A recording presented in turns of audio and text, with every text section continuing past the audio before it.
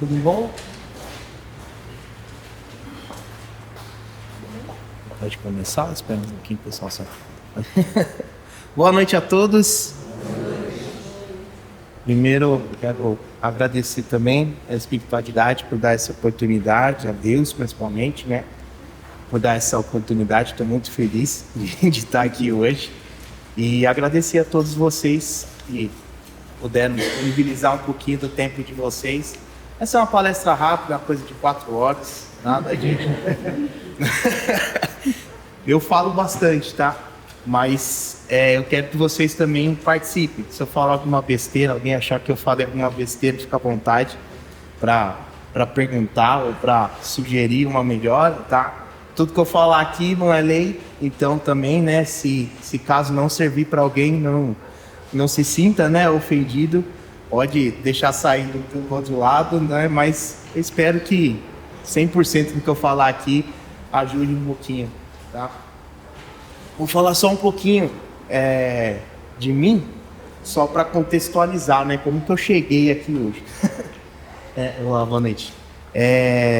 Bem, eu na verdade, eu comecei minha vida religiosa na Igreja Católica. Eu acho que como uma boa maioria, né, das pessoas, né, dos brasileiros, acaba tendo contato primeiro com a Igreja Católica, né? Fui coroinha, fui acólito. E chegou um momento que a igreja não estava respondendo algumas coisas que eu tinha dúvida. Chegava lá, o padre falava: irmãos e irmãs, eis aqui o mistério da nossa fé. Eu falei: como assim o mistério da nossa fé? Peraí, você estudou a vida inteira e ainda está no mistério? Mas como é que você explica as coisas? Como é que você explica tudo acontecer? Então, isso por um momento me afastou, mas ao mesmo tempo foi me despertando a curiosidade de entender o que é as coisas, né? Como é que acontece aqui? O que acontece por trás dos panos, da cortina? Porque a católica acontece assim, na evangélica acontece de outro jeito, mas também acontece o que acontece na católica. Na Umbanda também, você vai no budismo também. E aquilo foi me despertando a curiosidade, falando: alguma coisa liga tudo isso. Porque aquele cara não está falando mentira lá, esse não está falando mentira aqui. Eles usam didáticas diferentes, mas eles estão falando da mesma coisa. E essa coisa, quem é que explica essas coisas? E muito recentemente, acho que faz menos de um ano, né? Eu fui indo, né? A espiritualidade foi me guiando, cheguei no espiritismo.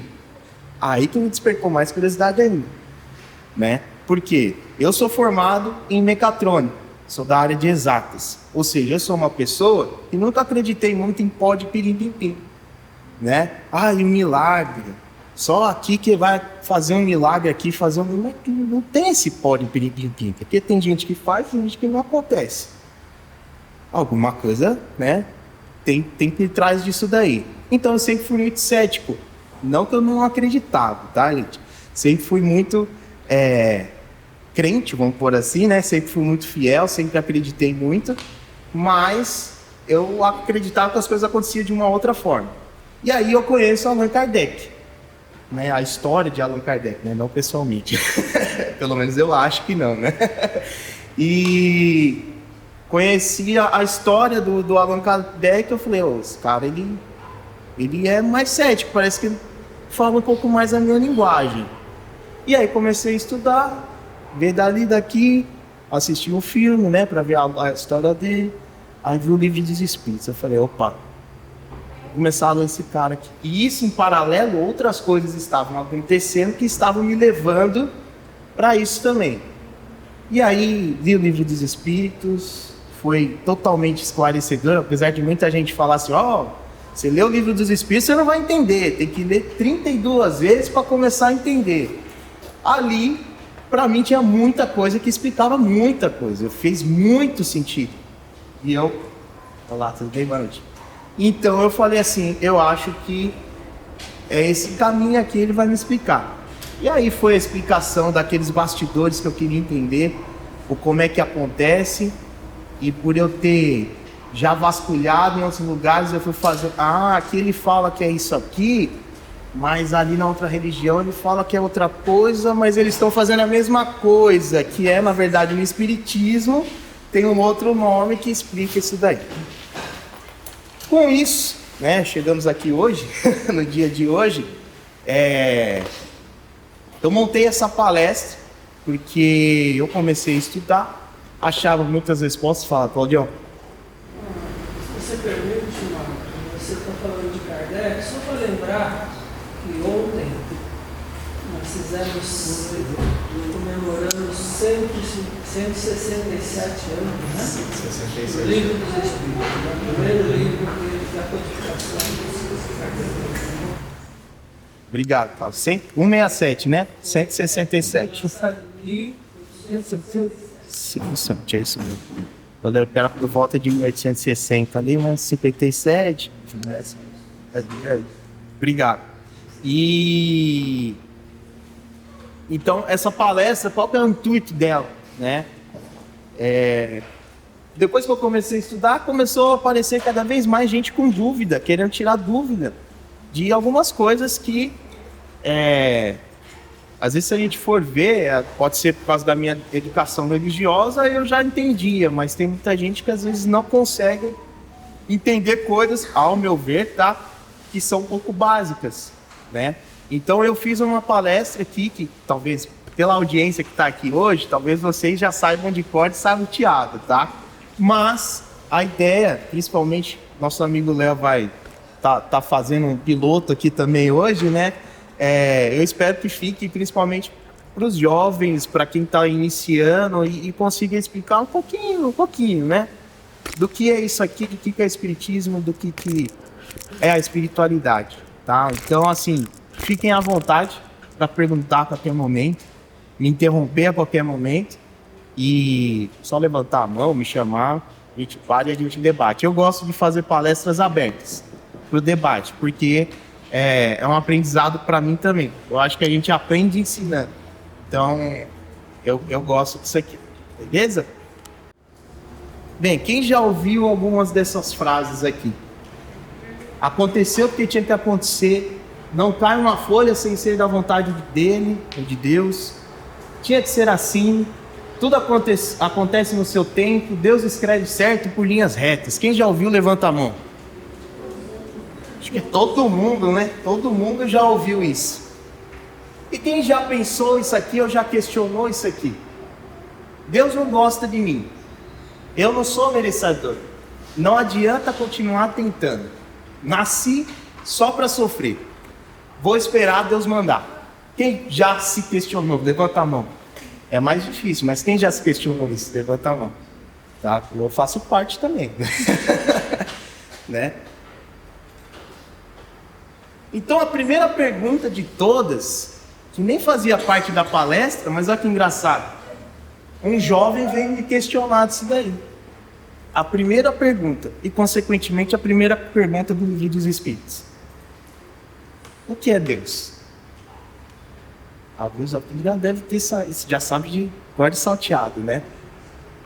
Eu vou ler bastante, tá, gente? Porque eu peguei vários trechos do Livro dos Espíritos, tá? Então, não dá para decorar tudo.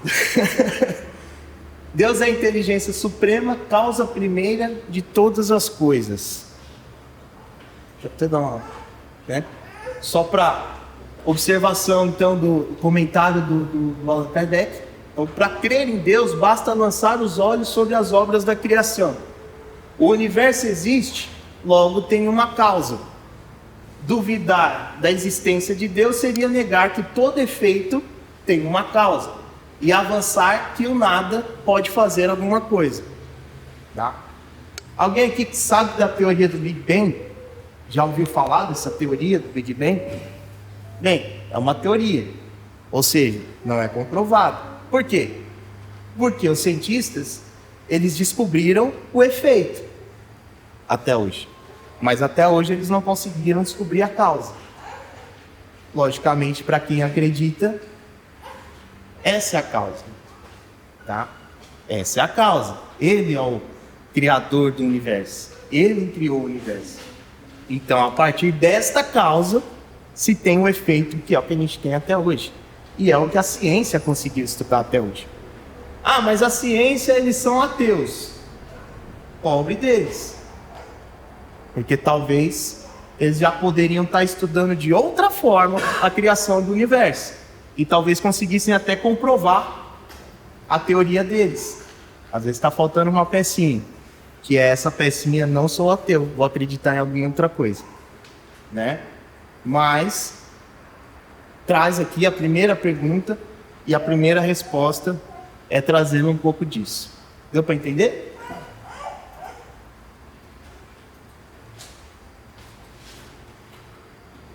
E aí explica mais, né? O legal do Livro dos Espíritos, o que que é? É que você fala assim, tá, você vai lendo ele, aí você já vai criando assim, mas então por que que acontece tal coisa? Aí você lê umas 2 perguntas para baixo, tá a mesma pergunta que você pensou, tá lá no livro, com a resposta, né? Então, que consequência se pode tirar do sentimento intuitivo que todos os homens trazem em si da existência de Deus? Você pode não acreditar, mas é que nem eu sou ateu, graças a Deus, né? Você pode não acreditar, mas você fala com a pessoa que não acredita. Não, mas existe uma coisa, eu não acredito em Deus, mas existe uma força maior, uma energia, um A, um B, um C, um D, um F, existe qualquer coisa. Deus eu não vou assumir, essa palavra eu não assumo, mas eu sei que tem uma coisa que é mais forte, seja extraterrestre, seja lá o que for. Deus eu não assumo, a palavra Deus eu não assumo, mas eu sei que tem um negócio, eu tenho um sentimento dentro de mim que eu sei, eu seria besta de falar que não existe nada acima do planeta Terra, né? A resposta, que Deus existe, pois de onde lhes viria esse sentimento se não se apoiasse em alguma coisa? E ainda uma consequência do princípio de que não há efeito sem causa, né? Então, os espíritos reafirmam isso daí, tá? O sentimento íntimo que temos da existência de Deus não seria fruto da educação e das ideias adquiridas? Tenho certeza que alguém pensou isso aqui. Em algum momento. Falou, não, Marco, isso não é que nasceu comigo. É porque a minha avó era muito religiosa e ela me ensinou desde pequeno isso. Mas aqueles povos foram catequizados, então eles sabem que... Tá, e os maias? E os incas? Quem que ensinou para eles que existe uma força maior? Eles não foram catequizados, nem existia igreja católica na época deles. Antes de Jesus, a gente vai voltando na história. Quem é que falou para esses caras que chegaram primeiro aqui, nesse planeta, falou para eles, tem uma força maior? Quem? Vamos para a ciência. Os Homo sapiens. Quem que ensinou para eles que tem o Deus fogo, tem o Deus da água, tem isso, tem aquilo, tem uma... Quem ensinou para eles? Não foi a igreja católica. Isso eu garanto, né? Mais perto da gente é a mesma coisa, os nossos nativos, os nossos indígenas. Quem ensinou para eles que tem a mãe natureza? Olha só, a mãe natureza. O que será a mãe natureza? Que rege toda a natureza em volta deles. Eles nasceram com isso, tá? Se assim fosse, os vossos selvagens teriam esse sentimento, né? Então, se isso fosse verdade, como é que eles explicariam isso daí, ter isso daí? Observação do Kardec: se o sentimento da existência de um ser supremo fosse apenas produto de um ensino, não seria universal, e como sucede às nações científicas, só existiria os que houvessem pedido receber esse ensino. Resumidamente, o que eu acabei de falar aqui, né? Então, só ia saber o que é Deus, ou imaginar que existe uma coisa maior, se a pessoa fosse ensinada isso, né? Falei da mãe natureza, lei divina ou natural. O que se deve entender por lei natural? A lei natural é a lei de Deus, é a única verdadeira para a felicidade do homem. Indica-lhe o que deve fazer ou não fazer, e ele só é infeliz porque dela se afasta. Marco, mas eu conheço um cara que não acredita em nada. E ele é bem de vida pra caramba. ele é bem de vida. Eu acho que os mais velhos que estão aqui hoje já devem ter conhecido essas pessoas e talvez já tenham, quem se lembrar, vai lembrar do fim dessas pessoas. Às vezes você está aqui, amanhã você está lá embaixo, né? É até por isso que os mais velhos vão adquirindo experiência, que eles vão aprendendo com o tombo dos outros, né? Então, existe uma lei, que é a lei de Deus, tá? E essa lei, quanto mais próximo a gente está da verdadeira felicidade. Que são de fato alguns anos para se adquirir tudo o que constitui o ser perfeito, mesmo se considerado apenas a distância que separa o selvagem do homem civilizado. A mais longa existência que se possa imaginar é insuficiente, e mais insuficiente ainda quando é outra, como acontece com a maior parte dos homens.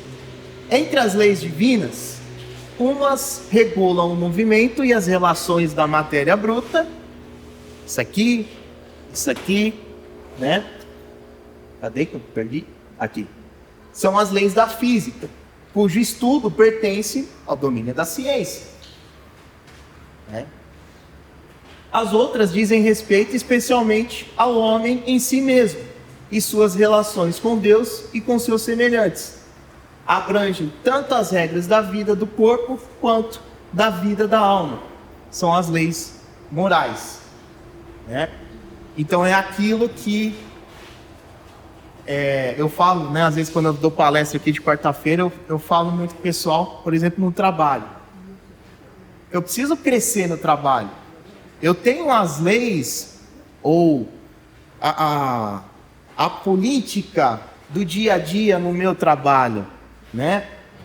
Que eu sei, para eu crescer, eu tenho que aparecer, eu tenho que executar meu serviço bem, eu tenho que ser melhor do que o outro, sim, né? Mas aonde que está na lei moral sua que você precisa pisar na cabeça de um para poder subir? Quem falou que isso é necessário fazer? Por que você precisa derrubar uma pessoa para aparecer? Você não consegue aparecer em conjunto com ela, né? Então, aqui se define bem. Nós temos as leis físicas que explicam a matéria. Nós temos as leis dos homens, porque uma sociedade ela precisa de leis, sim, né? Senão vira bagunça. A gente sabe que vira bagunça. Mas a gente tem a lei moral, que não está escrita na Constituição brasileira, ou americana, ou espanhola, que lá seja. Está escrita nas passagens que nos foi deixado, está escrita no que Jesus veio aqui. Olha que missãozinha fácil que ele teve. Vir aqui para explicar essas leis, né? Para pegar aquelas trocentas leis que já tinham feito até a época dele e falar assim: calma, vou facilitar. Facilitar. Amar a Deus sobre todas as coisas e ao teu irmão como a ti mesmo. Pula fora dessa faixa que eu quero ver. Ô Marco, mas é difícil. Quem falou que é fácil? Ele não falou, é facinho, gente, é só fazer isso aqui. Não. Isso é o norte a ser seguido. É o que nós precisamos seguir. Amar a Deus sobre todas as coisas e ao teu irmão como a ti mesmo. Você vai roubar? Você vai trapacear no trabalho? Você vai fazer algum mal para ele? Você vai matar? Você não quer que faça com você? Se ama ele como você se ama, aí o que você vai fazer? Você não quer. A não ser que a pessoa assim, não, eu quero ser assaltado. Então eu vou assaltar também. Não conheço essa pessoa. Dúvidas, perguntas? Tá de boa? Qual o tipo mais perfeito que Deus já ofereceu ao homem para lhe servir de guia? Eu fico dando spoiler da minha própria palestra, vocês viram, né? Eu adianto o assunto. E a resposta é Jesus. Tá? Então, lógico, para aquela época onde foi escrito o livro dos Espíritos, onde foi questionado, até hoje, né? Veio um homem, veio um cara, muito gente boa, que se doou para vir aqui tentar ensinar um pouquinho para a gente o que a gente tinha que fazer. Ah, um pouquinho só. Um pouquinho. Comentário de Kardec, tá? Para o homem, Jesus representa o tipo de perfeição moral a que a humanidade pode aspirar na Terra. Deus nos oferece Jesus como o mais perfeito modelo e a doutrina que ensinou é a mais pura expressão de sua lei. Porque, sendo Jesus o ser mais puro que já apareceu na Terra, o Espírito Divino o animava. Se alguns dos que pretendem instruir o homem na lei de Deus, algumas vezes os transviaram por meio de falsos princípios, foi porque se deixaram dominar por sentimentos demasiado terrenos e porque confundiram as leis que regulam as condições da vida da alma com as que regem a vida do corpo. Misturou lei do homem com lei do espírito, lei da alma. Quantas vezes a gente já não vê isso? Quantas vezes, meu, esse cara tá falando, meu, olha o que ele tá falando. Tem lá não sei quantos mil fiéis lá, esse cara falou uma besteira enorme. Por quê? Porque ele está sendo instigado a fazer uma coisa que ele vê como proveito para ele ou para a comunidade dele e acaba passando por cima das leis divinas. E normalmente é um cara que estuda demais. Demais. Não é o cara, não é um tonto lá que está falando. É o cara que estuda demais. Eu, com certeza, eu estudei 1% do que esse cara estudou. E como que ele vai lá e faz isso? Por causa do intuito dele. É a mesma coisa do trabalho. Opa, para eu crescer aqui, eu vou pisar ou vou usar de pessoas para eu ter o que eu gostaria de ter. Muitos deles apresentam como leis divinas o que eram simples leis humanas, criadas para servir as paixões e para dominar os homens. Tá? Mas afinal, qual lei seguir? Que definição se pode dar da moral? A moral é a regra do bem proceder, isto é, a distinção entre o bem e o mal. Funda-se na observância da lei de Deus. O homem procede bem quando faz tudo pelo bem de todos, porque então cumpre a lei de Deus. Jesus explicou isso aqui, gente. Ele pessoalmente falar isso aqui, né? Está escrito. Não é a Igreja Católica que escreveu, não é os evangélicos que escreveram. Foram os egípcios que não acreditavam, foram os romanos que não acreditavam. Esses caras escreveram o que Jesus veio fazer aqui. Faz 2024 anos que essa história existe. Alguma coisa tem, né? Porque eu já fui cogitado, mas e Jesus? Jesus foi isso tudo mesmo? Ele foi. Ele trouxe. Eu falo assim, você pode não acreditar que ele é filho de Deus, mas que ele é um cara extremamente inteligente para a época dele, que ele pegou não sei quantas leis que tinham lá, que Moisés deixou, e resumiu em uma lei só, que para época... Hoje você pode falar, mas hoje você tem acesso ao conhecimento, né? Então hoje é fácil você chegar nessa conclusão. Mas para a época dele, que a galera apedrejava pessoas, o negócio ele teve que ser muito além do tempo dele para conseguir explicar. Por estar sujeito ao erro, o homem não pode enganar-se na apreciação do bem e do mal e crer que faz o bem quando a realidade faz o mal, né? Ah, o inferno está cheio de boas ações, né? Jesus vos disse: vede que gostareis que vos fizesse ou não vos fizesse. Tudo se resume nisso: não vos enganareis. Simples de novo. Olha, voltamos para o mesmo ponto de novo. Fica até repetitivo, né? Mas é porque a resposta é única, tá? Faça o que você gostaria que fizesse para você. Se você não fizer bem. Ah, nossa, mas fulano pisou no meu pé. Tá, ele pisou no seu pé, você não gostou? Por que você vai criar aquele sentimento? A hora que eu tiver a oportunidade, vou dar um pisão no pé dele, então ele vai ver. Ele nunca mais vai pisar no meu pé. E se ele já tinha pensado aquilo, porque você pisou sem querer? Você não prestou atenção, você não pediu desculpa, você pisou no pé do cara, foi, aí ele veio com a mesma coisa, ele falou assim, a hora que ele vacilar, eu vou lá e pô no pé dele, e não vou pedir desculpa também. Aí você vira num loop infinito, né? Fica um pisando no pé do outro. Por quê? Aí você chega e fala assim, não, eu não gostaria, eu não vou pisar no pé dele. Foi ruim, doeu meu pé, meu joanete. Não vou pisar no pé dele. Deixa. E vai aprender se um dia tiver... Você vai perguntar? Ah. Ele vai aprender um dia, ou se eu tiver oportunidade, eu sento com ele e falo, ó, cara, tal dia você pisou no meu pé lá, não sei se você se importa, mas me machucou, tá? Então, se você puder evitar ou prestar atenção para não pisar de novo, às vezes aquela pessoa estava esperando isso.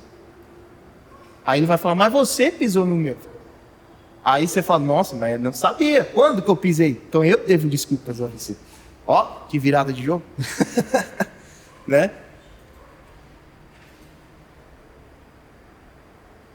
Tá, por que existe um mal, Marco? Porque a gente sabe que tem uma pessoa que ela vai continuar pisando no pé do jeito, ela gosta de pisar no pé do jeito. Ela gosta, mas sai sapateando no pé da galera. Porque o mal está na natureza das coisas. Falo do mal moral. Deus não podia ter criado a humanidade em melhores condições? Mano, Deus não é o criador, grande arquiteto, criou o universo inteiro, fez um negócio desse e ó, que cresce, respira sozinho, vive sozinho, é só você jogar lá, tem terra, cresce sem ninguém, não precisa de ninguém. Por que ele já não criou tudo perfeito? Essa é mais ou menos a pergunta. Por que já não fez tudo certo?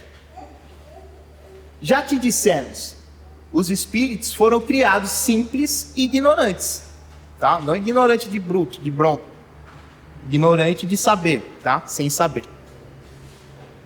Deus deixa ao homem a escolha do caminho. Tanto pior para ele se tomar o mau caminho. Sua peregrinação será mais longa. Se não existem montanhas, o homem não compreenderia que se pode subir e descer. E se não existissem rochas, não compreenderia que há corpos duros. É preciso que o espírito adquira experiência e para isso é necessário que conheça o bem e o mal. Eis porque a união dos espíritos ao corpo. Eis porque da nossa reencarnação. Por que ter? Tá, se é espírito, por que tem a terra? Por que tem isso? Vou tentar explicar mais para frente. Mas é o porquê disso. Tem que aprender. Tem a tomada lá. O que o pai fala? Não põe a mão. Fala para a criança. Não põe a mão que você vai tomar um choque. Quem já tomou choque aqui? Levanta a mão. Quem gosta de tomar choque? Acho que ninguém, né? Alguns de vocês tomaram choque sem ser avisados anteriormente que poderia tomar um choque. Foi gostoso? Não. Vocês querem tomar de novo? Não. Só que se não tivesse aquela tomada lá, com o fio para fora, você tomasse um choque, você nunca ia saber o que é um choque. A hora que você visse um cabo lá com 12 mil volts, o que você ia fazer? Ah, vou encostar nisso aqui, ó. Pum! Aí é uma só. Não, opa, vi ali, caiu um fio na rua, opa, já deixa eu dar a volta aqui, porque se esse fio estiver aqui, eu posso tomar um choque, eu posso morrer. Como que eu aprendi isso? Ou aprendeu na escola, ou alguém ensinou, né? Ou você tomou um choque lá e você liga, né? Deu aquele tranco lá, se for de 220 ainda é bom, né? Que você já espirra você já, né? A hora de 110 você fica grudado lá um tempinho. Então, você precisa sentir mesmo o gosto daquela coisa ruim para saber que é ruim, né? Senão, você vai viver, nossa senhora, coitado do seu anjo da guarda, né? Você vai andar no meio das avenidas aí de solto como se nada houvesse, tá? E agora eu convido vocês para participar do meu laboratório. Laboratório, todo mundo já sabe o que é um laboratório? O que é feito no laboratório? Experimentos, né? A gente experimenta, leva, pega uma teoria lá, leva para o laboratório, vamos ensaiar aquilo ali, vamos estudar, vamos falar sobre aquilo ali, para a gente treinar aquilo ali, validar aquilo ali. Dentro do... Então, laboratório da teoria da escola técnica. É uma teoria minha, tá? Da escola técnica. Eu coloquei esse nome. Por que escola técnica? Vou tentar explicar aqui. Mas é uma teoria, tá? Então, a partir de agora, se vocês acharam que eu estou falando uma besteira muito grande, pode ignorar, tá, gente? Pode ignorar. Apesar que é sempre baseado no livro dos Espíritos, tá? A pesquisa acadêmica é um exercício de estudo e aprendizado em primeiro lugar, mas não deixa de ser um esforço para acrescentar algo ao mundo. É a partir desse estudo teórico que as ideias científicas podem surgir.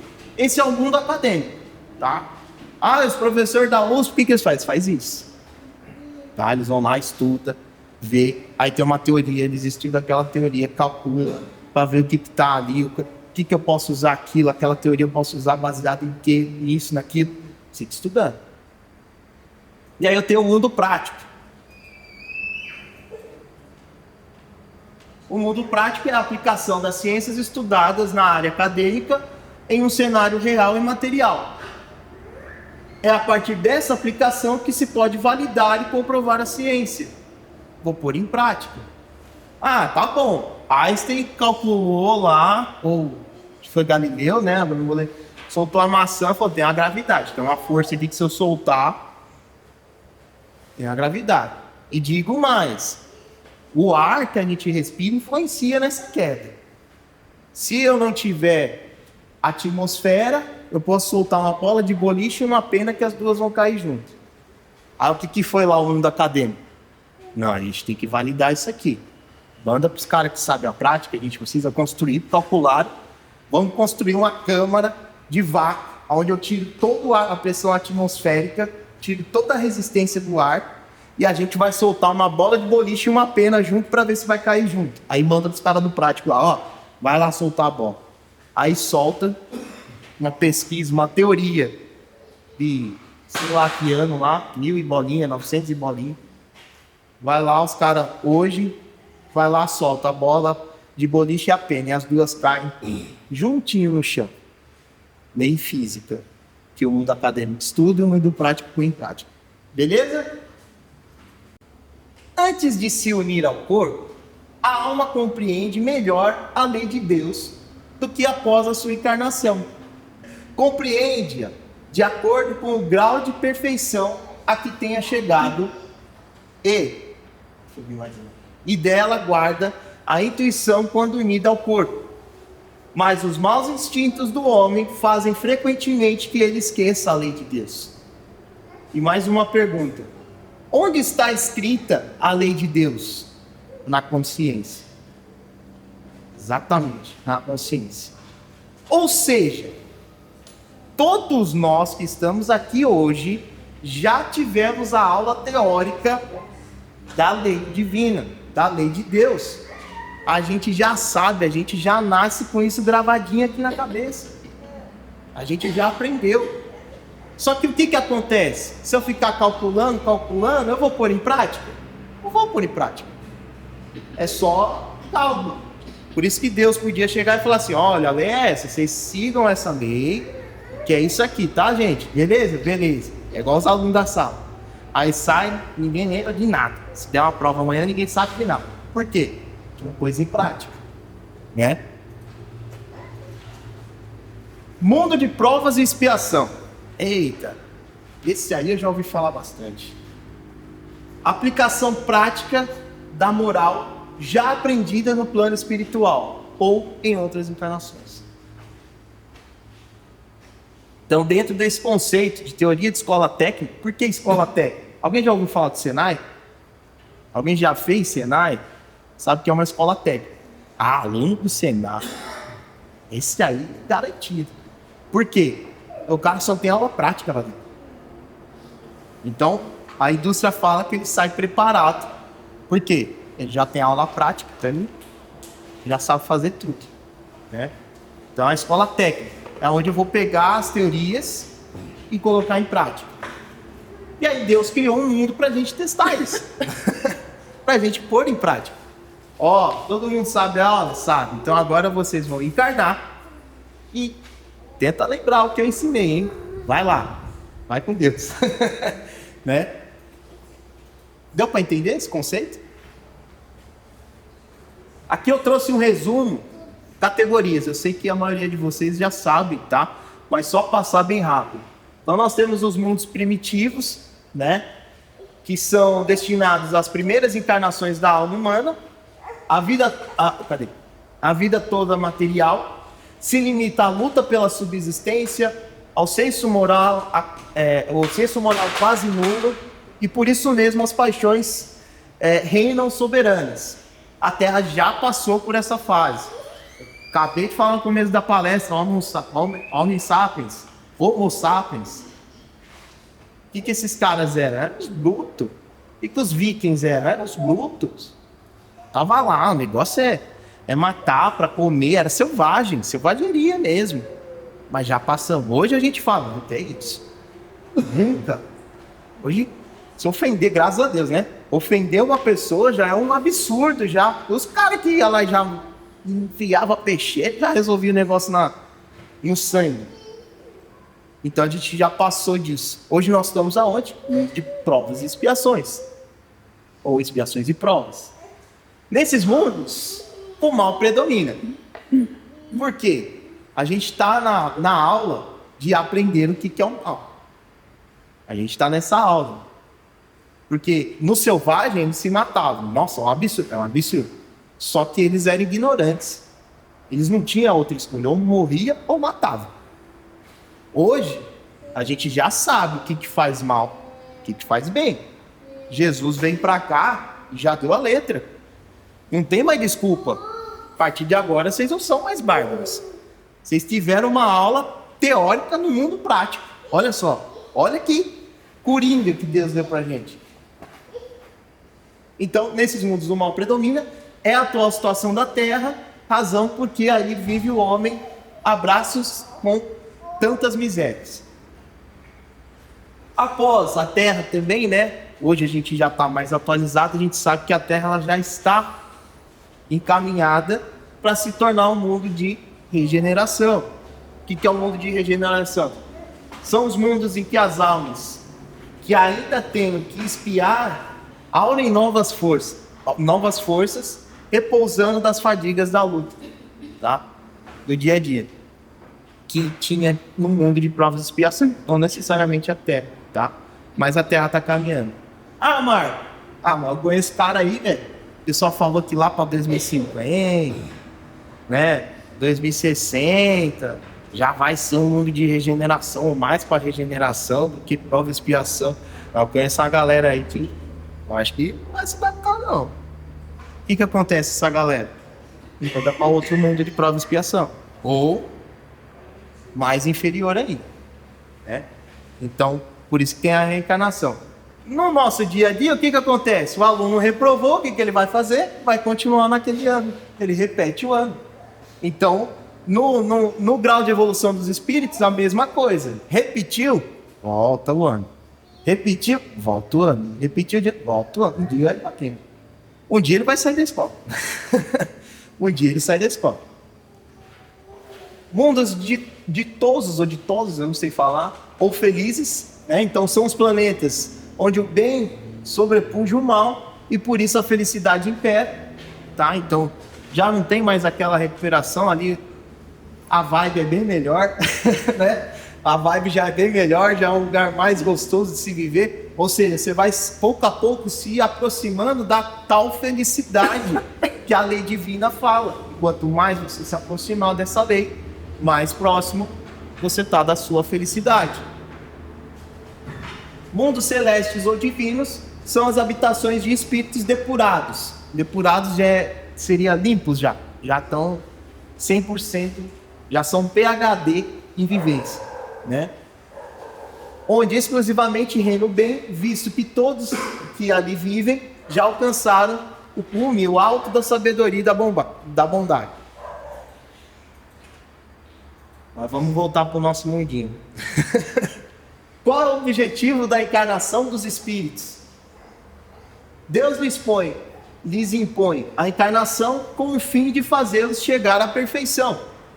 Para uns é expiação, para outros é missão. Mas, para alcançarem essa perfeição, tem que sofrer todas as vicissitudes, os vícios, né, da existência corpórea. Nisso é que consiste a expiação.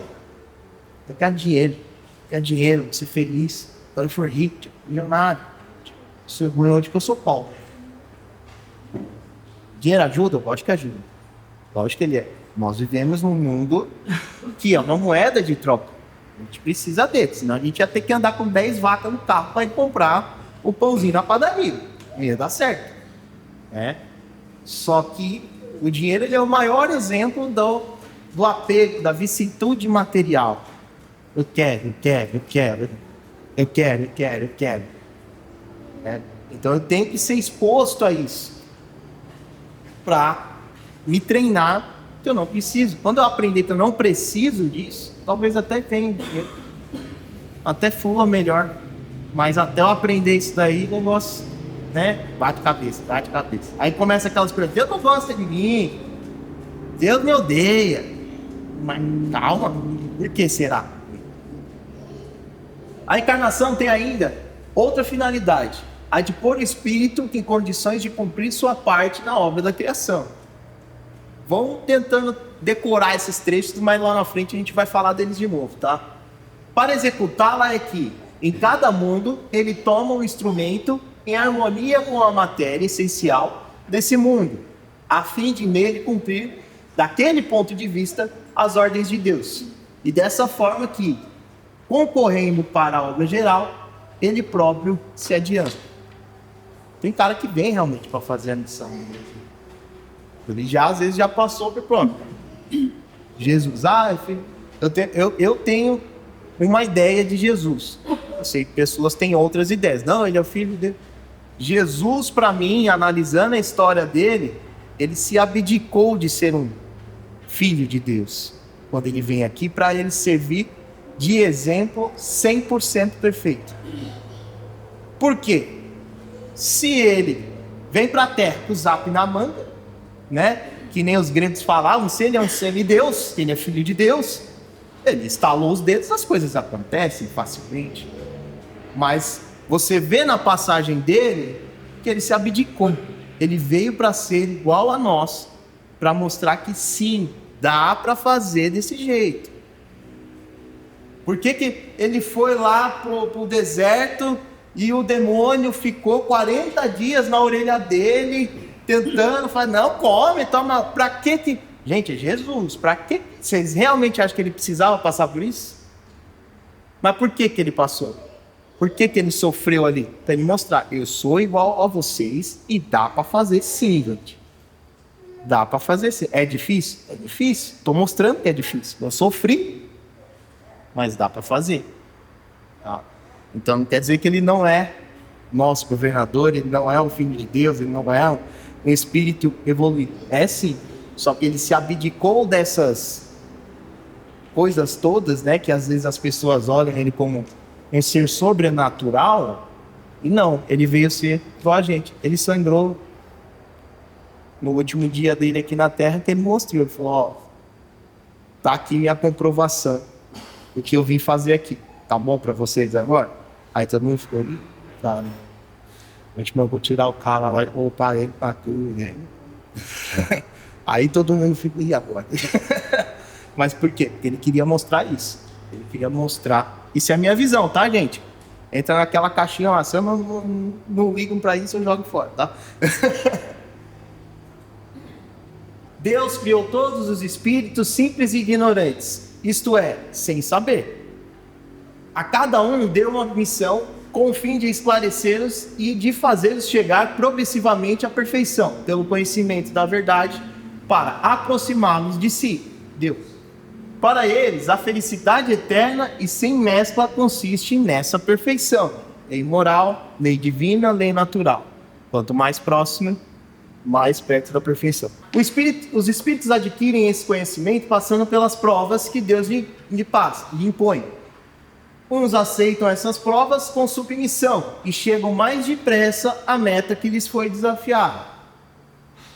Outros só suportam, murmuram e assim, por culpa sua, permanecem afastados na perfeição e da prometida falecer. Ah, a matéria de matemática é terrível. Eu não vou bem nessa prova, é ruim, não vai. O professor é ruim. Ah, o ventilador fica na minha orelha. Ah, isso... Pegou no livro para estudar? Não, mas o professor... Não, você pegou no livro para estudar? Mais fácil apontar o dedo. Então, assim, se eu tenho prova de matemática, eu tenho que estudar para matemática, gente. Simples assim. E eu vou estudar. Se eu estudar bem, eu vou passar. E você usa o professor para tirar dúvida, né? Você estuda e tira dúvida. O professor não entendi, aí ele vai te explicar de novo. Aí você vai lá e tem que fazer a prova. Ah, mas mesmo estudando tem gente que reprova. Precisa de um pouquinho mais de tempo para aprender um pouco mais. Vai lá, faz de novo uma aula, você vai conseguir. O que são provas? Aqui é a minha definição, tá, gente? Eu tento trazer da forma mais didática. Porque a gente escuta falar muito. Não, isso são provas. São provas. Ah, na prova deixei na escola. Vida não tem prova. São provas. É colocado na prova. As provas, elas são desafios. São o quê? Validação do aprendido. Eu aprendi, agora eu vou pôr em prática. Faço a prova para ver se eu aprendi mesmo. Tem que estudar. Mostrar a sua capacidade. Você vem fazer aqui, mostrar a sua capacidade. E a expiação? Os mais jovens, o que eu falo? Expiação é o nível do jogo. É a dificuldade do jogo. Eu tenho provas, mas em que ambiente eu vou fazer essa prova? Ah, eu tenho uma prova de filosofia que eu tenho que me concentrar muito. Beleza. Você é bom de filosofia, eu sei que você é bom de filosofia, você vai bem nessa prova. É o que o professor fala assim. Só que você vai fazer a prova aqui, ó, do lado da avenida mais movimentada da cidade, tá bom? Um barulho, usina, motoboy, passando do teu lado, e ali você vai ter que fazer essa prova. Tá bom? Vai lá, mostra que você veio para isso. Isso é a expiação. Então, que tudo são escolhas, mas para frente eu vou mostrar. É a dificuldade, é a ambientação do negócio. Então eu tenho provas a cumprir dentro de um ambiente expiatório, vamos por assim, de expiação. Ou seja, eu peço, vou dar spoiler já, né? Eu peço que eu seja colocado nisso, que eu errei. Ou para mim eu acho que é fácil. Acho que eu vou tirar de letra essa. Aumenta o grau aí que é para eu realmente ser colocado à prova. Senão essa prova vai passar despercebida na minha vida. E eu não vou aprender nada com ela. Beleza? Deu para entender? Estão de acordo? Não estão de acordo? Estou falando muita besteira aí? Para que tudo isso? Construção da moral. Para construir a nossa moral. Eu tenho que validar. Eu aprendi, tudo bem, eu sei. Se você aprendeu, por que você chega aqui e você pisa no pé do outro? Aí Deus vai fazer o quê? Vai pôr o pé de alguém ali, ó. Você pode passar aqui para ver se você vai desviar ou você vai pisar no pé dele. Isso é prova. Vamos ver se ele vai passar nessa prova. Desviou, passou. Vou pôr mais 40 pés na frente dele para ver se ele passou mesmo. Você acha que uma só vai passar? Não.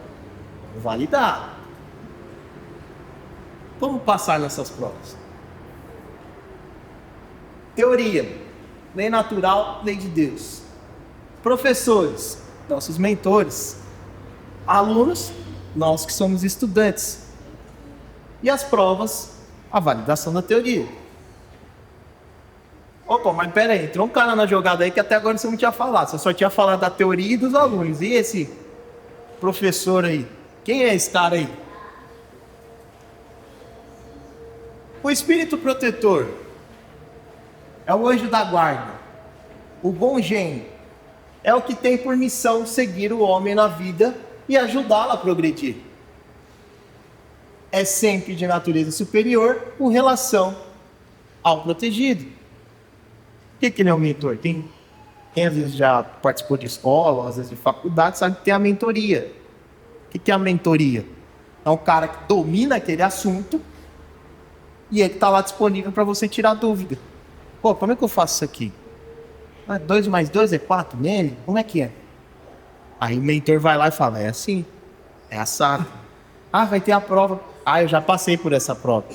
Quem fez faculdade já deve ter sido confrontado com isso, né? O mentor da matéria, normalmente ele conhece todas as provas, que ele já fez as provas. E essa aí o professor ele capricha numa questão, vamos estudar ela, que se fazer ela, você faz a prova inteira. Ele tá lá. Aí você vai no plantão de dúvidas lá, que o mentor tá dando dúvidas, a sala de aula tem 80 alunos. Quantos vocês acham que vão? 5, né? No final do semestre vai juntando mais, mas no começo 5 alunos, 4. Às vezes o cara vai, fica... eu já fui mentor curso técnico. Eu já fui mentor. Tinha dias e dias que eu passava, só cumpria o meu horário. Não aparecia uma pessoa para tirar dúvida.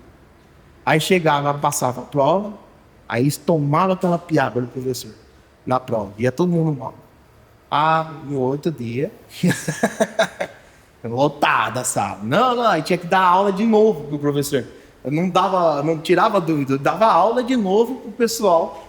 Porque eles não entendi, não prestei atenção, todo mundo perdido lá. Vamos lá, vamos conseguir. Tá? Desses que iam, tiravam proveito e conseguiam passar na prova de novo. Junto com a gente, junto com os outros mentores nossos, são os espíritos familiares. Tá? Eles se ligam a certas pessoas por laços mais ou menos duráveis. Por que mais ou menos duráveis? Porque às vezes ele pode estar disponível, às vezes ele não pode. Às vezes ele vai continuar nessa família, às vezes vai ter que ir para uma outra família, então ele está solto ali, está no banco. Precisando, a gente vai. A fim de lhes serem úteis dentro dos limites do poder de que dispõe. Quase sempre muito restrito. São bons, mas às vezes pouco adiantados. O mesmo um tanto levianos. Ocupam-se de boa vontade com as particularidades da vida íntima e só atuam por ordem ou com permissão dos espíritos protetores. Então eu tenho um espírito protetor, eu tenho um anjo da guarda. Esse cara é missão dada, missão cumprida. Foi eleito ele. Ó, o Marco vai ter que passar, ele vai lá para a Terra para aprender matemática. Vou pegar um cara aqui, vou pegar, sei lá, Arquimedes, vai junto com o Marco lá, porque você vai ter que ajudar ele nessa fase dele aí. Olha, quem dera, hein? Eu era tão ruim em matemática, se eu tivesse Arquimedes como mentor. Ou ele está totalmente decepcionado. Vai lá, Arquimedes. Aí Arquimedes, por ser um espírito evoluído, ele fala, claro que eu vou. Vou sim. Qual que é o objetivo da encarnação dele? É esse? Eu vou ajudar ele. Vou estar do lado dele nos momentos que ele mais precisar, eu vou estar lá para ajudar ele. Mas tem pessoas que eu convivo, tem espíritos que eu convivo no mundo espiritual, e aqui na minha família também, que eles também querem ajudar. Eles falam, pô, mas eu gostando do Marco, eu não acredito que ele vai fazer essa besteira de novo. Posso ir lá tentar ajudar ele? Posso ir lá? Ele foi meu neto, ele foi meu filho, ele foi meu sobrinho. Posso ajudar? Porque eu sei que ele vai pisar na bola, porque eu já eu conheço ele. Eu sei que ele vai errar nisso daí. Posso? Se tiver a permissão, vai lá, ajuda. Só que a gente é surdo, né? Mas ele está lá. E a gente tem os espíritos simpáticos. São os que sentem atraídos por nós, né, para nós, por afeições particulares e por uma certa semelhança de gostos e sentimentos, tanto para o bem quanto para o mal. A duração de suas relações se acha quase sempre subordinadas às circunstâncias. Então, por exemplo, hoje eu vim dar uma palestra aqui. Pode ser que tenha, provavelmente tem, eu acho que até vários espíritos simpáticos que falam assim, ó, o Marco, ele teve uma educação na comunicação dele que ele vai ser legal para passar umas ideias para a galera que foi lá. Vou lá e vou ajudar ele. É circunstancial. Tá aqui, às vezes a hora que eu bater a porta para vir embora, ou ele vai ficar aqui, ou ele vai voltar pro plano dele, ou seja, ele vai fazer, mas é circunstancial. Isso é pro bem, isso é pro mal. Nossa, aquela cervejinha, aquela cachaçinha, Aí tem um cara passando assim e fala, gente, essa bicha, eu também tava com a vontade de tomar um, hein? Vamos tomar? Aí, circunstancialmente, ele fala, vamos tomar, pô, eu tenho carneiro, olha, faz pouco tempo, tô com uma sede lascada, que eu preciso tomar uma cervejinha gelada. Ele não toma mais, mas ele sabe que você toma. Aí ele vai lá tomar uma cervejinha com você. Circunstancial. Às vezes, você, nas vicissitudes da vida, você se vicia naquilo. Aí o que você faz? Aí você cria um campo harmônico de espíritos que estão ali, todo mundo morrendo de sede, por saudade da cervejinha e do amendoim, do carteado, né? Ah, Marco, mas eu jogo carta, não sou. Estamos falando de vícios, tá, gente?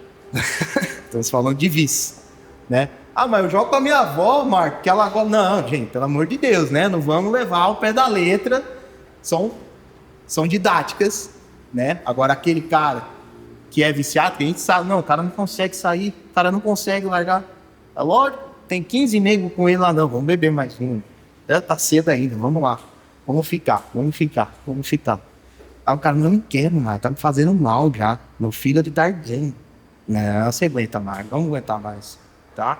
Então, por isso que é bom a gente se aproximar da lei de Deus, tá? Por quê? Quando eu me aproximo da lei de Deus, esses caras, eles não estão procurando isso. Eles estão perdidos, tá?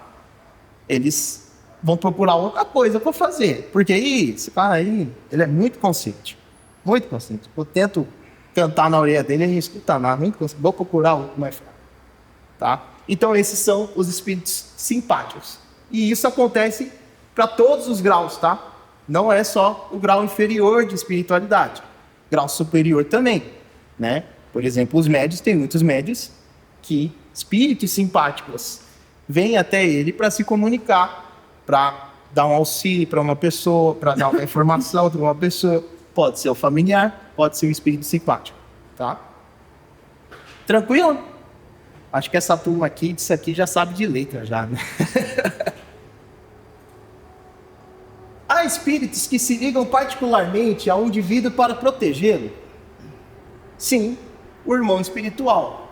É o que chamais de espírito bom, ou gênio bom, ou anjo da guarda, ou anjo protetor, ou espírito protetor, tá? Ou, eu sou Judas Tadeu. Sou devoto de São Judas Tadeu, né? Meu anjo Gabriel. A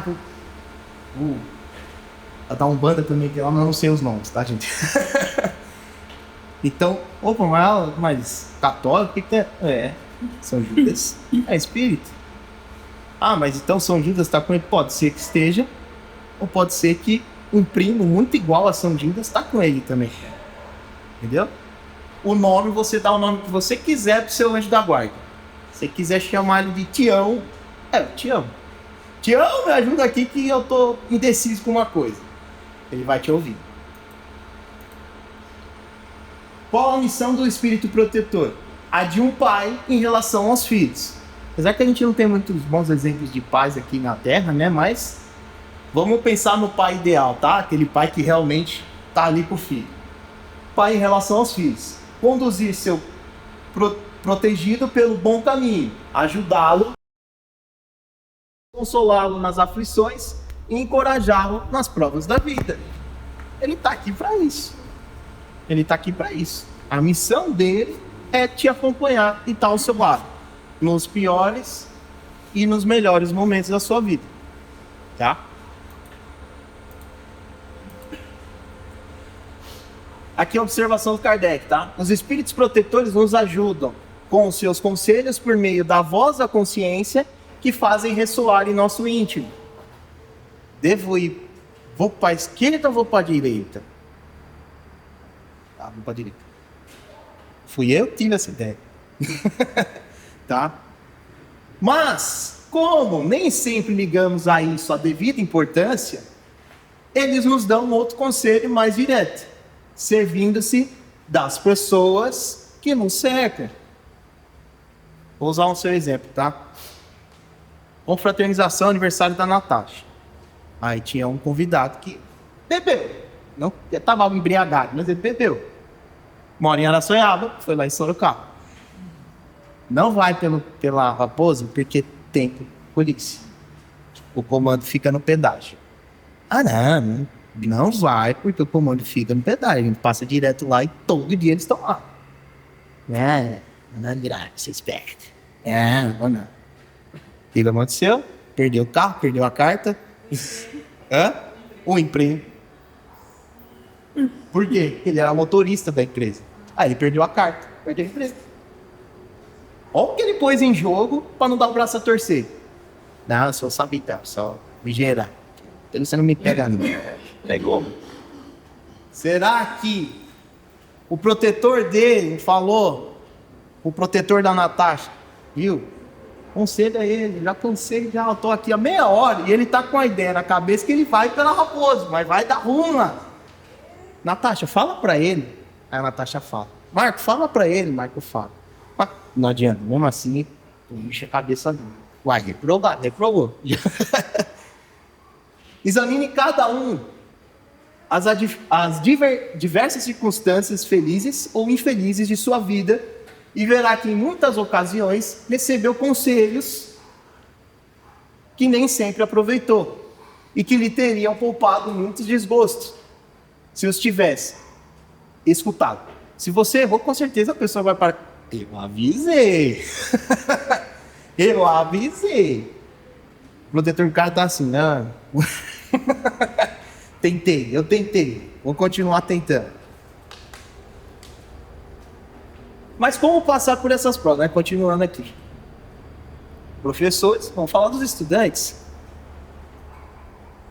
E aí, o que os estudantes têm que fazer? Qual que é o nosso trabalho aqui? Porque o estudante tem que estudar. O que eu vou estudar? Então, cabe a nós, como alunos, trabalhar o grau espiritual e trabalhar a conexão. Estudar, pesquisar, colocar em prática. É isso que a gente veio. A gente veio aqui para fazer isso.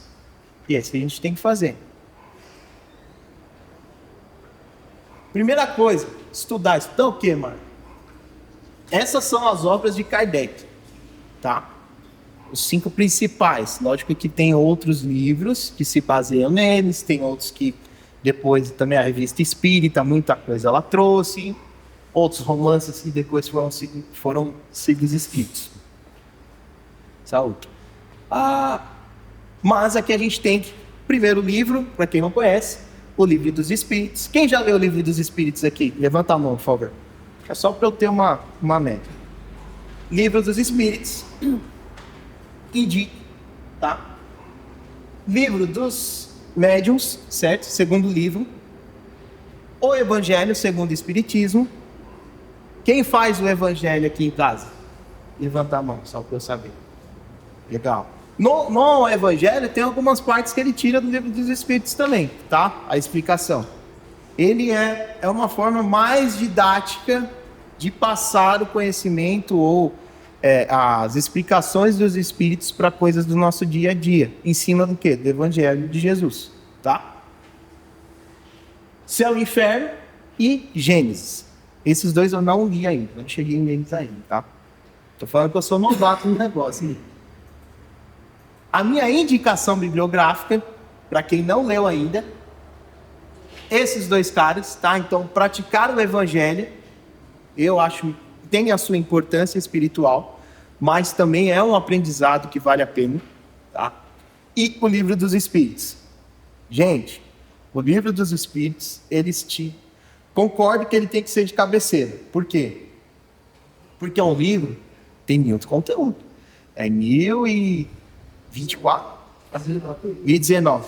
1019 perguntas, tá? É coisa pra caramba e tem fora as observações do Kardec, que às vezes pega 3, estava até mostrando pra Natasha. Ó, a pergunta tem 2 linhas com a resposta mais 2. A explicação do Kardec pegou 3 páginas, tá? Só que é um livro de cabeceira, para quê? Leia, vai lendo, pergunta. Mas terminou, continue lendo de novo, por quê? Porque às vezes tem uma pergunta que você não vai entender, ou não é o momento de você entender ela. E talvez, na segunda vez que você lê, você vai entender ela. Fala, é isso. E são perguntas que vocês viram aqui, que são perguntas que nós nos fazemos. Em algum momento da vida a gente já fez essas perguntas. Lá dentro tem. Eu gostei, é uma leitura bacana, tá? Então, eu indico. Outra leitura que eu indico é Violetas na Janela. Eu não vou ler ali o prefácio do livro, mas Violetas na Janela, principalmente para quem está iniciando no Espiritismo, ele é muito didático. Ele é muito didático, mostrando o mundo espiritual, principalmente ligado ao desencarne, tá? Esse processo de desencarne, esse processo de chegada ao mundo espiritual. Então, quem tiver curiosidade, quem já não leu, eu sei que aqui 50% das pessoas já devem ter lido ele, mas quem não leu, fica a indicação, tá? Tem audiobook, para quem não tem paciência de ficar lendo. Então, é bem bacana. É um livro que, para mim, influenciou muito na minha visão, tá? Ele elucidou bem, ele desenha bem aquilo. Assim como o Chico faz nos livros deles também, né? Sejam o André Luiz lá, né? Nosso Lar, por exemplo, ele explica muito bem aquilo ali, né? Porém, às vezes é um pouco mais... tem muito mais conteúdo ali, né? Esse Violetas na Janela, ele traz de uma forma bem didática, até porque é escrito por uma jovem, né? Por um espírito jovem. Então, ela dá essa visão bem mais simples da coisa. Tá. Bem, aí voltamos para a nossa lição de casa. O que a gente tem que fazer? Então, trabalhar o grau da espiritualidade. Espiritual. Como que eu vou trabalhar esse grau espiritual? Sim, nós estamos aqui, somos espíritos e a gente tem que continuar progredindo. Tá? Então, a gente tem que estudar. O que é estudar? Eu vou pegar, vou ler. Só que mais importante é entender. Tá? Por quê? Eu coloco entender. Porque eu vejo muitas vezes, pessoas com mais experiência do que eu, dentro do espiritismo, falar coisas que para mim está óbvio que ela não entendeu o que ela aprendeu. Ela não entendeu. Falando coisas que às vezes não faz sentido dentro da doutrina espírita. Você fala assim, não, peraí, alguém faltou em uma aula. Hein? Tá? Então é importante estudar e entender o conteúdo. Tá? O que ajuda? Praticar. Ah, fui lá, falaram que eu tenho que amar. Fui lá receber um passe e falaram que eu tenho que amar. Ah, mas é difícil. Ninguém falou que é fácil, de novo. Mas a lei divina, ela nos ensina que nós temos que emanar amor. Nós temos que doar amor, não ódio. Se você conseguir praticar isso, tentar pôr em prática, não quer dizer que você vai acertar de primeira, mas você tem que persistir. Não, vou tentar. E aí, você vai pôr em prática. Vai vendo que o negócio vai melhorando aos poucos. Evoluir. Então, tem que ter essa consciência que precisa evoluir. E, às vezes, revolucionar. O que é revolucionar? Revolucionar é quebrar paradigma. A evolução a gente vai fazendo devagarzinho, progressivamente. Eu estou há 32 anos evoluindo. Só que chega momentos da vida que eu falo assim, não, se eu continuar nesse caminho não vai dar certo. Vou revolucionar minha vida, vou mudar minha cabeça, de agora em diante eu não vou pensar mais assim, vou pensar assim. É uma revolução. Não quer dizer que você vai mudar, mas você mudar a forma de pensar é uma revolução. Então é importante também isso.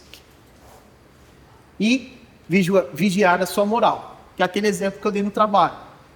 Antes de você tomar uma atitude, reflita. Será que essa é a melhor atitude? Será que eu não vou estar infringindo uma lei de Deus para tomar essa atitude? Se eu for infringir, não tome essa atitude.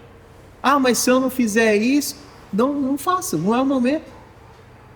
Mas não vai ganhar, não é agora que você tem que ganhar. Uma hora você vai ser colocado no lugar certo, na hora certa, que aí você não vai precisar infringir uma lei de Deus para conseguir aquilo que você precisa. Tá? Trabalhar a conexão. Isso aqui é difícil falar. Porque assim, eu vi uma vez um vídeo de um cara falando de exemplo da bolacha. Eu posso chegar para vocês e falar assim, ó. Deus é bom. Deus é bom. Cara, Deus é maravilhoso. Quantas pessoas não falam isso, né? Aí o cara que só toma na cabeça e fala assim, sei. Só que aquilo, ele nunca deu uma oportunidade. Ah, mas eu dei. Não aconteceu. Lógico. O negócio não é do dia para noite. Você deu porque você estava com outras... Você estava querendo ganhar outras coisas. Você não deu oportunidade para Deus porque você realmente deu de coração e você queria... Estou dando de bom grado essa oportunidade para Deus. Não quero nada em troca. Eu só quero seguir a lei dele. Difícil. Difícil. Normalmente, e infelizmente, a gente é ensinado, em alguns lugares, eu estou com um problema. Pede para Deus.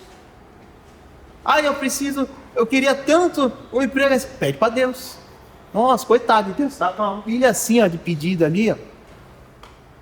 Aí o cara vai lá e não faz nada. É o exemplo do barquinho, né? A menina lá, tá lá, a enchente. Tá lá no meio da enchente, vai morrer afogado. Vem, filha, sobe no barco, vamos com a gente. Não, meu Deus vai me salvar. Aí vem um helicóptero lá. Vamos que vai afogar. Sai daqui, meu Deus vai me salvar. Aí morre, afogar. Aí chega lá no céu, pô Deus. Pô, tá lá com o senhor. Eu tava lá, tava pedindo ajuda, eu mandei barco, mandei boia, mandei bombeiro, mandei helicóptero. Você queria o quê? Você recusou tudo. Por quê? Porque Deus, ele age no nosso planeta por meio das pessoas. Tá aqui, ó, tá escrito. Eu tenho meu mentor, só que ele vai agir por meio das pessoas. Vai tentar comigo primeiro, se eu ouvir bem. Se eu não ouvir, ele vai tentar a ajuda de alguém que está aqui encarnado, que eu escuto, que eu vejo. Porque eu não vejo, eu não escuto, eu falo que é coisa da minha cabeça, eu não vou seguir isso aqui. Então, tenho que dar a chance. Mas é a chance de coração. A chance, realmente, vou tomar na cabeça, mas eu acredito. Eu sei, cara, eu li, me falaram, Deus é bom, Deus está aqui para me ajudar. Eu não tenho que ter medo, eu não tenho que ter receio, eu tenho que acreditar. Aí sim, faz sentido que, se não for para acontecer, não vai acontecer. Por que não vai acontecer? Mais para frente eu também vou falar, por que não vai acontecer? Porque não é o momento de acontecer. Mas não é o momento, eu quero que seja agora, mas não é o momento. Espera aí, que eu vou explicar o que não é o momento. Dízimo. Agora a gente chegou na hora boa, hein? Dízimo. Vamos lá. Vamos passar aqui, recolhendo aqui a sacolinha. Agora, vocês acharam que a palestra era de graça? Que eu ia sair da minha casa de graça? Vou pedir um dízimo para vocês, tá? 10% do seu dia, de 24 horas, quanto seria? 2 horas, 40 minutos? Então vamos reduzir. Vamos separar, um minutinho. Um minutinho para vocês pararem o seu dia, seja na hora que acorda, na hora que deita, na hora que almoça. Parar e falar assim, Deus, obrigado por esse dia. Deus, obrigado por essa oportunidade. Esse é o verdadeiro dízimo. Eu não quero que você doe coisas materiais. Eu não vou usar coisa material. Eu quero que você doe isso aqui, ó. Isso está na Bíblia. Eu quero que você doe isso aqui. Eu quero o seu comprometimento com Deus. Eu quero que você mostre que você não está aqui, ó, Léo. Eu quero que você mostre que você sabe por que você está aqui e que você está comigo. Essa é a conexão. Mostrar que eu estou com ele. Eu quero as coisas dele. Quantas vezes a gente não fica pé da vida quando alguém, ou quem já não falou, fulano só vem falar comigo quando precisa. Quem já falou isso? Quem já passou por isso? Fulano não sabe mesmo meu nome, mas precisa de uma ajuda, vem falar comigo. E se Deus pensar da mesma forma? Ah, o Marco só lembra a hora que ele tem emprego, a hora que ele tá doente. Aí ele vem, ai Deus, Deus, Deus, Deus. Só que do mesmo jeito. Não, eu quero comprometimento. Eu quero saber, não, a gente está mesmo de verdade mesmo. O dízimo é isso. É você separar. Se você puder separar 2 horas e 40 do seu dia, maravilha. Mas eu sei que é difícil. 1 minuto, 2 minutos, 5 minutinhos. É agradecer, tá, Marco? Eu não sei rezar. Porra. Vocês não falam comigo? Vocês não tiram dúvida? Deus está ali. Deus, lembra da existência dele. Obrigado, eu sei que você deu essa oportunidade para mim. Obrigado. Dia foi ruim? Obrigado. Dia foi bom? Obrigado. Se foi ruim, provavelmente é porque era uma prova que eu tinha que passar. Se eu passei, obrigado por essa oportunidade de fazer essa prova. Se foi bom, quer dizer que eu passei com louvor. Tá? É isso. Essa é a conexão, se conectar. Deus, nosso anjo da guarda, nosso familiar, né, a espiritualidade. Hoje a gente sabe que existe uma espiritualidade. Eu não sabia. Quando eu era moleque, eu não sabia. Hoje eu sei que existe a espiritualidade. Tá? Pôr à prova a fé é justamente isso. Você vai ser colocado à prova. Vou te ajudar. Mas vamos ver. Você vai esquecer de mim de novo. Aí vai lá, graças a Deus. Passa 10 anos. O cara já tá. Eu tô aqui. Que eu consegui as coisas sozinho, com mérito meu, não sei o que lá, não sei o que lá. Enquanto a vida dele fluindo do jeito que ele quer, tá tudo bem. Né? Mas esqueceu, não pago o dízimo. Né? Não pago o dízimo, agradecendo. Se eu dei um passo para frente, eu progredi. Foi um dia que passou, que eu aprendi, tive aula durante o meu dia. Às vezes fiz prova, vou pegar recuperação, mas tô ali. Deu para entender? Questão de conexão. Resiliência e reafirmação, é isso que eu coloco aqui. Então, só vou dar uma dica, tá, gente? Deus me conhece vocês, como só eu me conheço, como só vocês se conhecem. Eu sei que tem gente que... eu sou casado há 50 anos. Você não conhece a sua esposa não conhece você como você se conhece. Quanta coisa que você fala assim, nem vou falar, chefe. Não, ela gosta assim, deixa assim. Ou vice-versa. Ele gosta de acordar cedo, mas deixa lá. Ele, o que acorda cedo não sabe que você gostaria de acordar tarde, porque você falou que não queria passar. Ou seja, é uma coisa que ele já não conhece de você. Estou dando um exemplo básico, tá? Só que Deus conhece. Ele conhece o seu íntimo. Até porque ele fez, olha só. Até porque foi ele que fez. Então ele conhece, com a palma da mão dele. Então não dá. O que eu quero dizer com isso? Não dá para roubar, tá, gente? Não, eu trabalho na casa, eu vou todos os eventos, eu tô lá. Nossa, eu sou o homem de Deus aqui, olha, camisa de Jesus, de coisa. Mas no íntimo, falho. Então, não dá para tapear isso daí, tá? Então, às vezes, não tá indo, vê se você tá comprometido mesmo. Provas.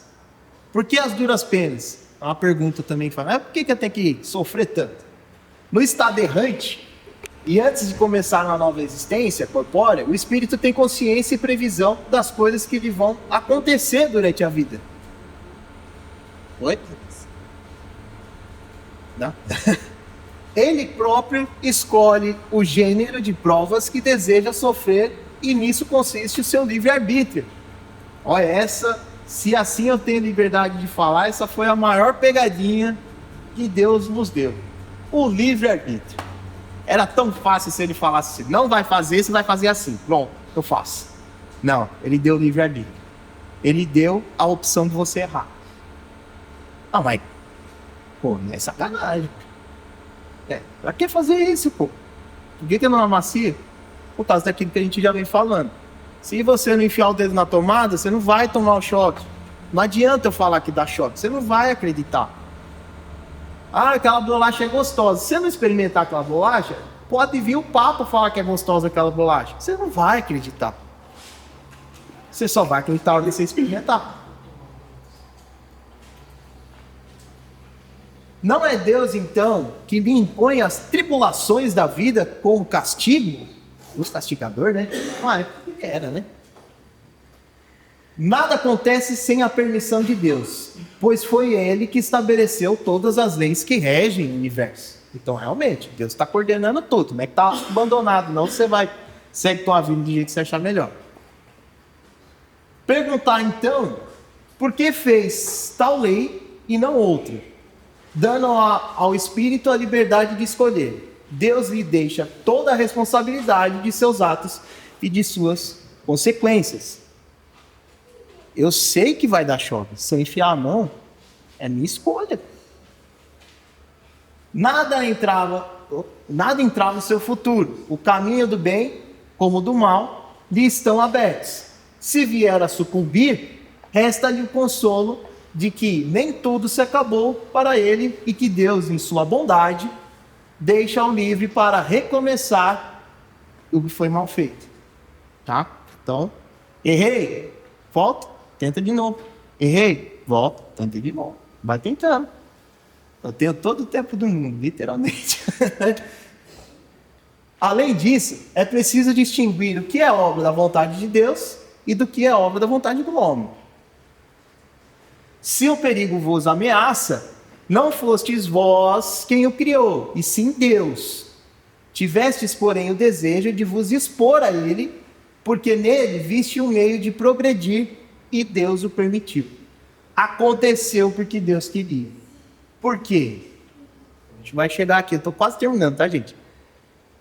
Por que queria? Ele deixou. Às vezes era uma coisa que você precisava passar por aquilo. Eu fui assaltado, Marco. Se você não fosse assaltado, você não saberia o que uma pessoa que é assaltada sofre ou passa naquele momento. Você não saberia. E é por isso que o bandido assalta.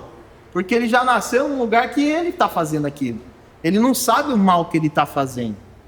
Alguns sabem, mas às vezes ele é ignorante. Ele não sentiu aquilo na pele. Ele não sabe o que é uma pessoa ver o cano da arma apontada para a testa dele. Ele nunca viu isso.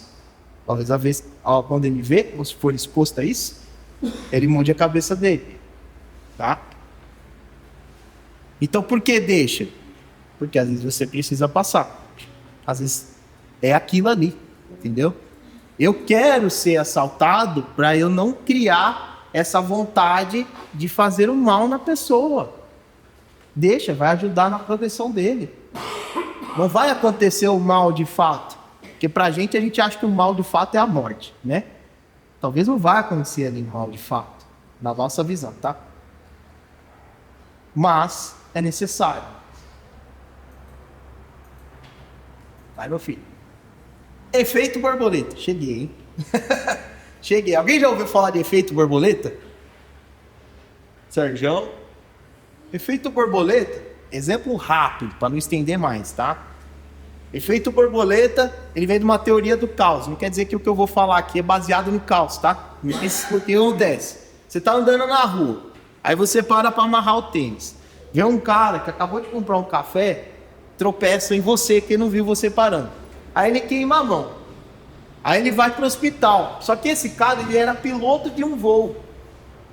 E o voo atrasa, porque o cara queimou a mão, teve que passar no hospital. Daquele atraso, tinha um médico que precisava fazer uma cirurgia em outro estado. E aí ele não consegue pegar o voo a tempo, se atrasa, e aí tem uma pessoa lá no outro estado, estava esperando lá, tá preparado para a cirurgia, o médico não veio.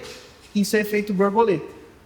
São as consequências do que a gente pode estar causando. Tá? Eu trouxe essa parte de novo, tá? Os espíritos protetores nos ajudam com seus conselhos por meio da voz da consciência que fazem ressoar em nosso íntimo. Mas Como nem sempre ligamos a isso a devida importância, eles nos dão outros conselhos mais diretos, servindo-se das pessoas que nos cercam. Olha só. Espera aí. Estava na hora daquele cara do Estado falecer. Ele tinha que desencarnar naquele momento. Como que eu vou fazer isso? Ô Marco, você tá andando aqui não? Aí seu guardião. Ô Marco, seu tênis está desamarrado. Opa. Desencadeou todo o resto. Tá entendendo?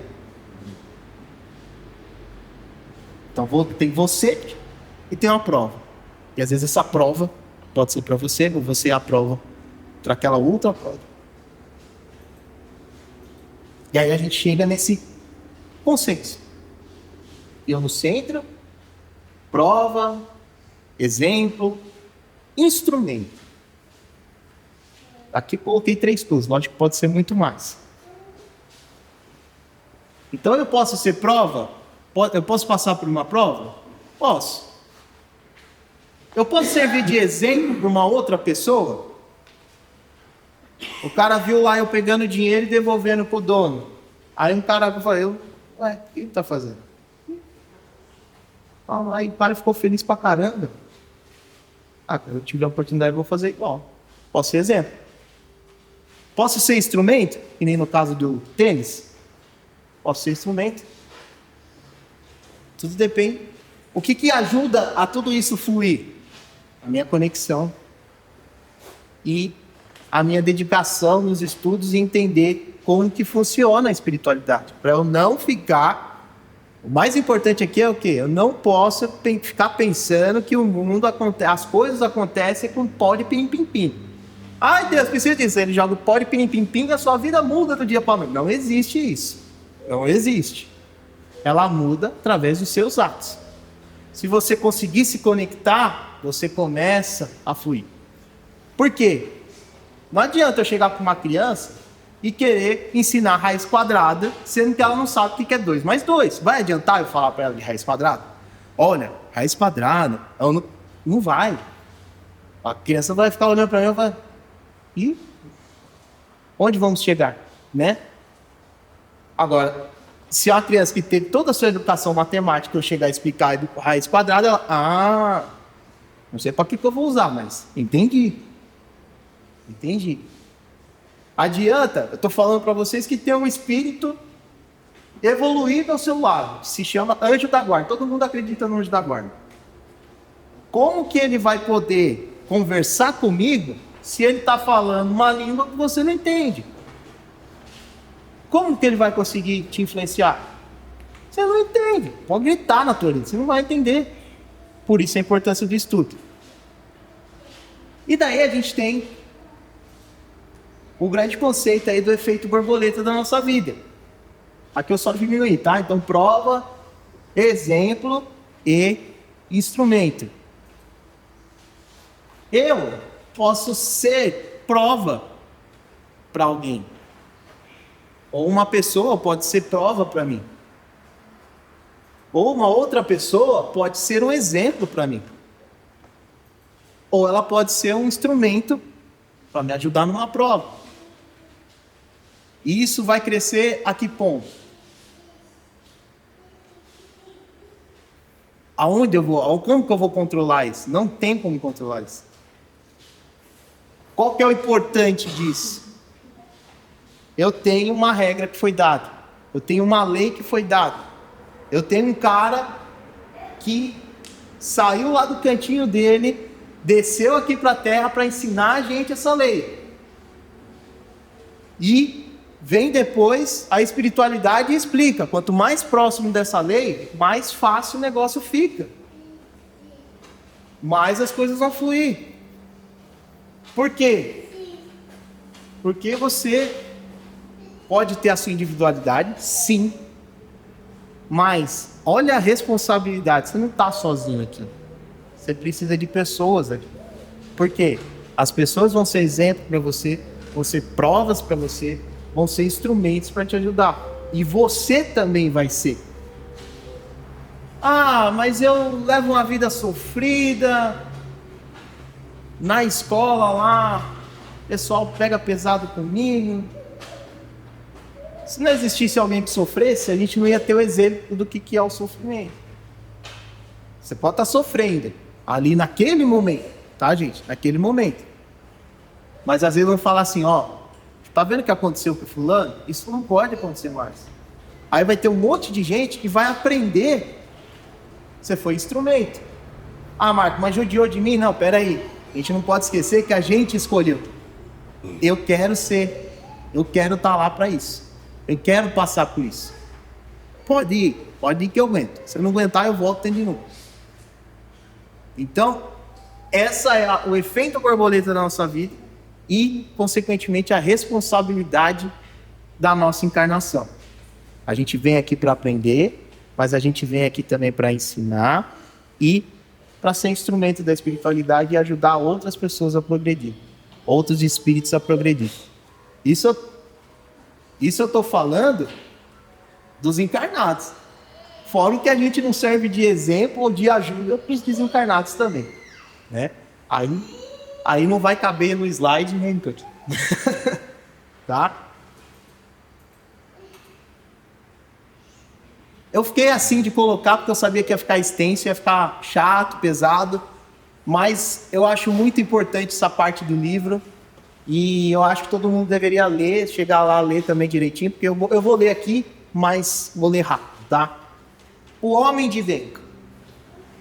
O verdadeiro homem de bem é o que pratica a lei da justiça, amor e caridade na sua maior pureza.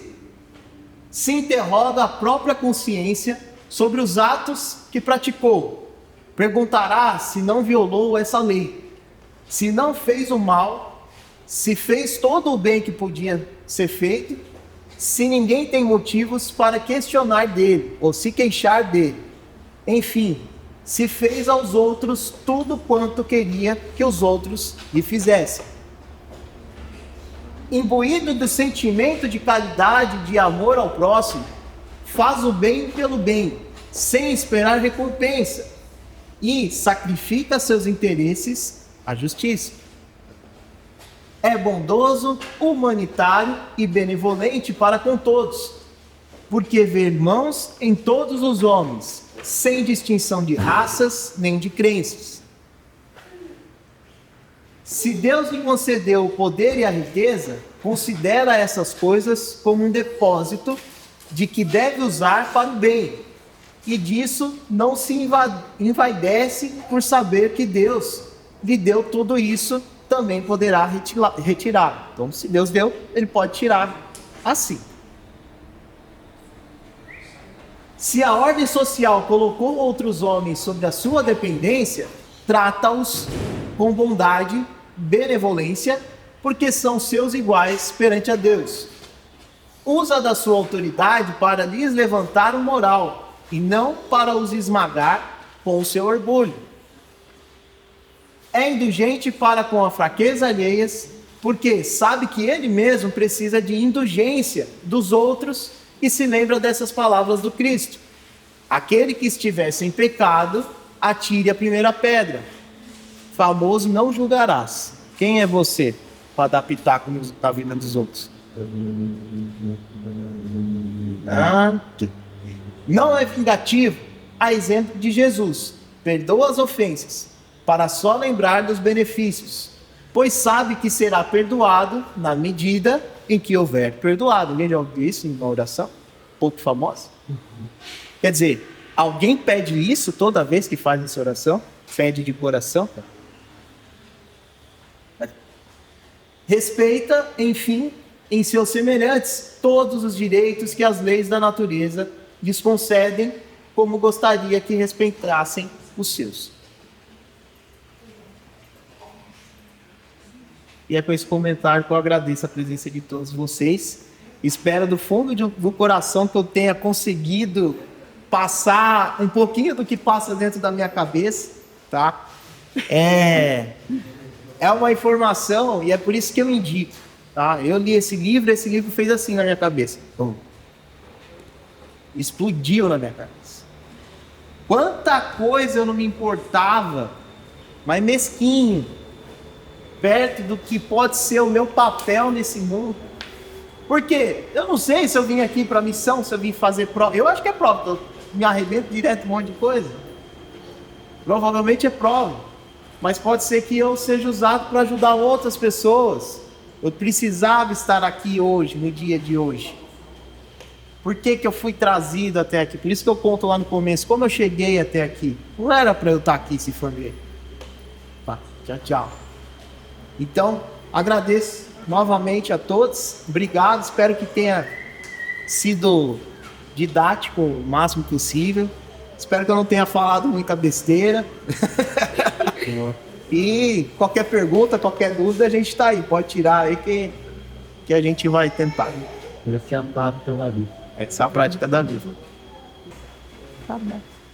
Obrigada, Marcos. Imagina, eu que agradeço. Então nós vamos seguir com os nossos pensamentos em Jesus. Passou um pouquinho da hora, né? Os espíritos são disciplinados. Os encarnados são disciplinados. Nós que somos um pouco indisciplinados, um pouquinho só. Então nós agradecemos mais uma vez ao Marcos, agradecemos a todos que aqui estão, aos amigos espirituais, e vamos elevando os nossos pensamentos bem no alto, bem alto mesmo, imaginando Jesus entre nós, com a sua luz misericordiosa. E nós vamos agora envolver a Gabi no nosso carinho para as vibrações da noite. Confiantes no divino reino de Deus, pela paz do planeta Terra, pelos povos que estão em guerra ou pelo nosso Brasil. Vivemos pelos que estão sofrendo com as catástrofes naturais, pelos nossos governantes, pelos profissionais da saúde, pelo voluntariado, pelas prisões do corpo e da alma, pelo vale dos suicidas, pelas crianças abandonadas, pela juventude desajustada, pela velhice esquecida, pelos lares desajustados, pelos doentes no corpo da alma, lembremos pelos nossos amigos e pelos que se vivem em nossos inimigos, por essa casa de amor e por sua direção, por trabalhadores e assistidos, pelos que erram por ignorância, por todas as religiões, pela nossa família, pelo nosso lar e por nós mesmos. Nosso Divino Mestre Salvador, fortalecei-nos e amparai-nos para que possamos lutar contra as forças do mal que tentam dominar o mundo. Veneráveis mensageiros celestiais, auxiliares de Jesus, fortalecei-nos e amparai-nos para que possamos lutar contra as forças do mal que tentam dominar o mundo. Pai nosso, Criador nosso, fonte eterna de amor e de luz, fortalecei-nos e amparai-nos, para que possamos lutar contra as forças do mal que tentam dominar o mundo. E pedimos, Senhor, fortalece-nos, para que possamos lutar contra as nossas próprias imperfeições. Obrigada, graças a Deus, e assim nós vamos passar para a próxima fase do nosso trabalho de hoje, que é o Paz. Obrigada.